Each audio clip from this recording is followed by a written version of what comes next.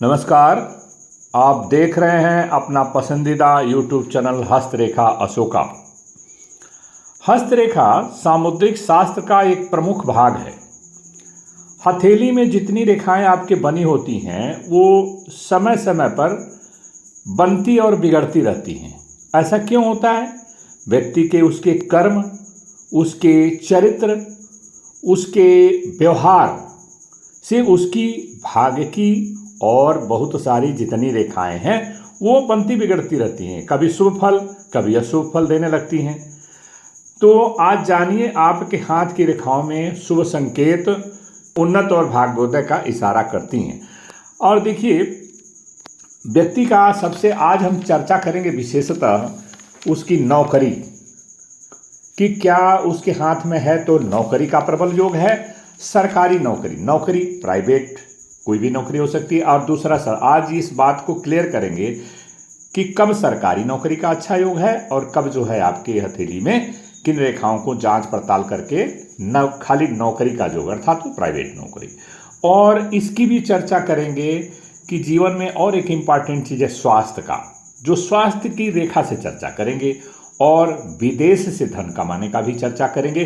तो आइए शुरुआत करते। देखिए, व्यक्ति क्या है, शायद ही कोई ऐसा व्यक्ति इस दुनिया में होगा जो अमीर धनी नहीं बनना चाहता हो। क्यों ऐसा है? क्योंकि भाई धन ही एक ऐसा इम्पॉर्टेंट चीज़ है इस संसार में, सांसारिक जीवन में, जिससे वो व्यक्ति हर चीज़ दुनिया का खाने पीने से लेके हर सुख सुविधा के साधन को उससे खरीद सकता है। तो हर व्यक्ति अमीर बनना तो चाहता है, परंतु ये धन आएगा कहाँ से? क्या वो नौकरी करेगा या बिजनेस करेगा, किस चीज़ से? तो आज आपको बताने जा रहे हैं कि देखिए, ये है खाली नौकरी का जो सरकारी वाली बात में बात करते। पहले देखते हैं कि नौकरी का जो किन किन व्यक्तियों में ज़्यादा चांसेज रहते हैं। देखिए, यदि आपका अंगूठा मजबूत हो, सुंदर हो और लंबा हो, कहीं से टेढ़ा मेढ़ा ना हो, और उसके साथ आपकी मस्तिष्क रेखा भी शुभ हो, थोड़ी लंबी और गहराई लिए हो, और कोई ऑब्स्ट्रक्शंस ना हो, कोई दूसरी रेखा उसको काटे ना, तो ये जान लीजिए कि आपकी नौकरी जो है लगनी तय है। प्राइवेट नौकरी की मैं बात कर रहा हूँ। इसके बाद अभी बात करते हैं सरकारी नौकरी में। तो नौकरी लगने का क्या योग है?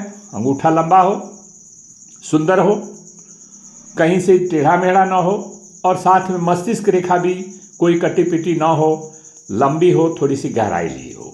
तो आप समझ लीजिए कि ऐसा व्यक्ति नौकरी जो है उसको मिलेगी, नौकरी से धन का आगमन होगा।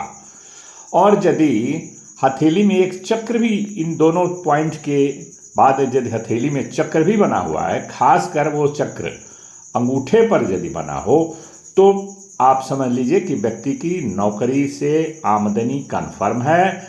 और ऐसे निशान वाले व्यक्ति नौकरी करके धनवान बनते हैं। अंगूठे पर चक्र का निशान होने पर व्यक्ति ऐश्वर्यवान बनता है, ऐश्वर्यवान भी होता है, प्रभावशाली होता है, तीव्र बुद्धि का होता है, तीक्ष्ण बुद्धि का होता है, और दिमाग से संबंधित कार्य में योग्य होता है। ऐसे लोग बुद्धि का प्रयोग करके बहुत काफ़ी धन प्राप्त करते हैं। यह हो गई आपकी नौकरी, प्राइवेट नौकरी। अब चलते हैं कि किन किन लोगों पर सरकारी नौकरी का ज़्यादा चांस रहता है। तो देखिए, सरकारी नौकरी का गुरु के पर्वत थोड़ा उन्नत का हो, और सूर्य की पर्वत पर जो सूर्य की रेखा है कम से कम वह ऊपर से निकल करके, सूर्य पर्वत से निकल करके और हृदय रेखा और नहीं तो मस्तिष्क रेखा तक आके कम से कम टच करे, तो उस व्यक्ति की सरकारी नौकरी का योग बनता है।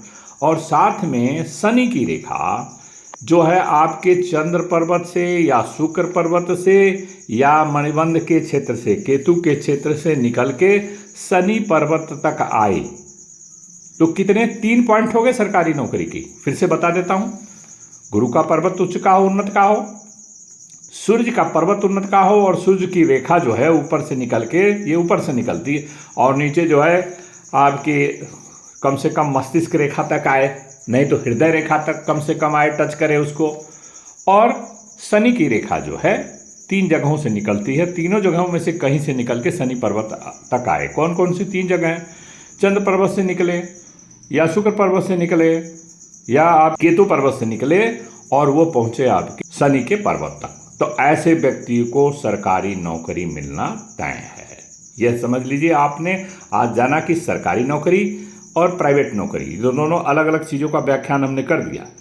यदि किसी व्यक्ति का हथेली में सूर्य रेखा से निकलकर, अब देखिए उस सरकारी नौकरी में एक और बढ़िया जो बता रहा हूँ, किसी व्यक्ति की हथेली में सूर्य की रेखा से, सूर्य के पर्वत से कोई रेखा निकल करके और उसकी एक ब्रांच अगर गुरु पर्वत तक जाए तो ऐसा व्यक्ति शासकीय अधिकारी, कमिश्नर या कलेक्टर, ऐसे लोग बनते हैं। उसके बाद नेक्स्ट पॉइंट आपको देखते हैं, हथेली में यदि शुक्र पर्वत अंगूठे के नीचे वाला पोर्शन ये शुभ हो, इस पे कोई भी अशुभ लक्षण या संकेत न हो, तो इसे व्यक्ति का स्वास्थ्य अच्छा रहता है।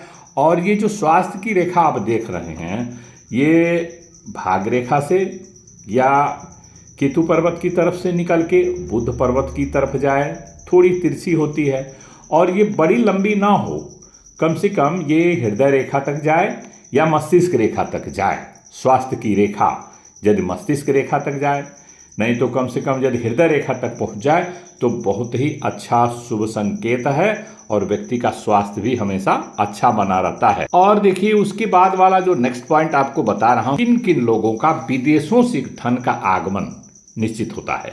तो देखिए यदि आपकी कलाई की तरफ से, यानी आपके केतु की पर्वत की तरफ से, मणिबंध के क्षेत्र से कोई रेखा निकल करके चंद्र पर्वत की तरफ आए, तो यूँ आप समझ लीजिए कि ऐसे व्यक्तियों का विदेश से धन आगमन होगा। या तो वहाँ जाके नौकरी करेंगे या कोई न कोई बिजनेस करेंगे या कोई न कोई विदेश से उनका लेन देन एक्सपोर्ट इंपोर्ट वाला काम रहेगा, इससे वो धन कमाते हैं। और इसके बावजूद और भी स्थिति इससे शानदार हो जाती है विदेश से धन कमाने का, कि यदि चंद्र पर्वत पर, यदि केतु के क्षेत्र पर मत्स्य वर्ग का चिन्ह अर्थात मछली का चिन्ह बना हो और वो मछली का चिन्ह यदि चंद्र पर्वत की तरफ बना हो, तो आप समझ लीजिए कि ऐसे व्यक्ति का विदेश से धन का आगमन, या तो ट्रेड बिजनेस करके या नौकरी करके उसको विदेश से धन आने का यह बहुत अच्छा संकेत है। तो ऐसे आप समझ लिए कि 3 चीज़ों का वर्णन आज हमने बहुत ही आपको क्लियरिटी बता दिया, जिसमें बहुत सारे सवाल आते रहते हैं। बहुत सारे लोग जो प्रत्यक्ष रूप से आते हैं हाथ वगैरह दिखाने के लिए, तो नौकरी और धन, बहुत ये चीज़ें ज़्यादा आती है, स्पेशली यंगस्टर।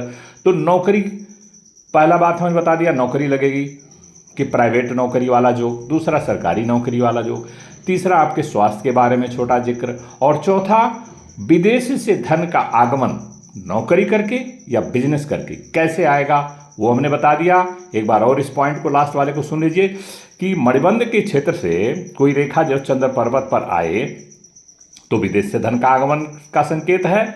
और यदि यहीं पर मणिबंध के क्षेत्र पर मछली का, केतु के क्षेत्र पर मछली का साइन बना हो और वो मछली का साइन यदि चंद्र पर्वत की तरफ खिसका हुआ हो, चंद्र पर्वत की तरफ मछली का साइन बना हो, तो ऐसे व्यक्ति का विदेश से ट्रेड फेयर, एक्सपोर्ट इंपोर्ट का कार्य करके, बिजनेस का कार्य करके धन का आगमन तय है।